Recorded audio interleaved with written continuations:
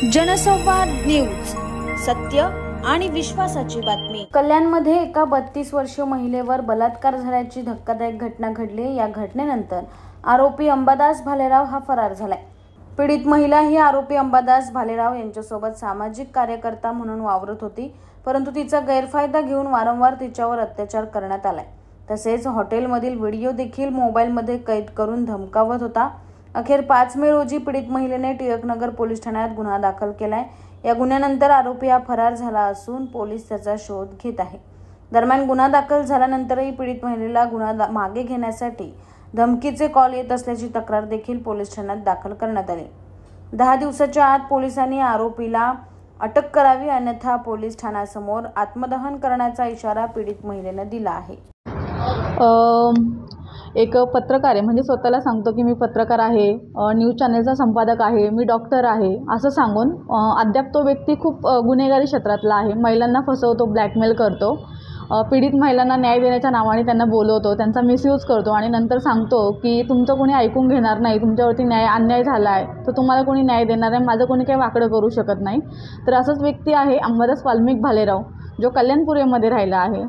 त्यांनी 2018 पासून तो 2022 पर्यंत माझा मानसिक शारीरिक छळ केला आहे आणि त्याचीच तिसरी बायको आहे अश्विनी भालेराव, ही उल्हासनगरला राहिला आहे। या लोकांनी वारंवार मला मानसिक शारीरिक छळ केला आहे, ब्लॅकमेल करून माझ्या व्हिडिओ व्हायरल करून म्हणून माझ्याकडून नेहमी पैसे उकळण्याचं काम केलं आहे। आणि जेव्हा मी पैसे दिले नाही म्हणून ह्या दोघांनी 3 एप्रिल 2022 रोजी माझा गळा दाबण्याचा प्रयत्न केला। माझ्या गळ्याला पूर्णपणे फास बसलेला। त्यावेळेस ते दोघांनी माझ्यासमोर हातपाय जोडलेले की असं काही करू नका ताई, दवाखान्यात आम्ही तुम्हाला घेऊन जातो, तिचे मुलं आहे। तेव्हा अंबादास वाल्मिक भालेराव असा बोललेला की माझ्या मुलांचा विचार कर मॅडम, तिच्या मुलांचा विचार करा। त्या बाईनी तिच्या नवऱ्यावरती केस टाकलेली आहे, त्यांची केस चालू होती। म्हणजे जर तुम्ही केस केली तर तिच्या केसवरती काहीतरी इफेक्ट पडेल, म्हणून तुम्ही आमच्यावरती केस करू नका। त्यावेळेस मी शांत बसले, कारण तो मला ब्लॅकमेल करत होता। जर तू असं काही केलं तर आम्ही तुझे व्हिडिओ तुझ्या मुलांना दाखवूया, तुला मला कंटिन्यू तो धमकी देत होता आणि वारंवार माझ्याकडून पैशाची शारीरिक सुखाच्या मागण्या करत होता। मला ह्याच पिरियडमध्ये भरपूर वेळा तो ब्लॅकमेल करून हॉटेलला घेऊन गेला। माझ्यासोबत जबरदस्ती वेगवेगळ्या हॉटेलला जाऊन जबरदस्ती केली त्याने। आणि मी 5/5/2025ला FIR दाखल केला आहे, पण FIRमध्ये मी जे माझ्या अर्जामध्ये होतं त्याप्रमाणे मला पोलिसांनी सहकार्य केलेलं नाही आहे। माझा FIR त्या पद्धतीनं घेतलेला नाही आहे आणि आज 3 दिवस झालेत FIR होऊन, पण अजूनही आरोपी मोकाट फिरतोय।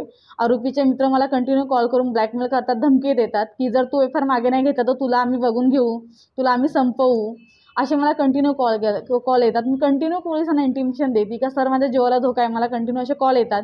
तर ते मला बोलतात की तुम्ही त्याला भेटायला जा, मग आम्ही त्याला पकडू, असं मला पोलीस प्रशासन सांगते।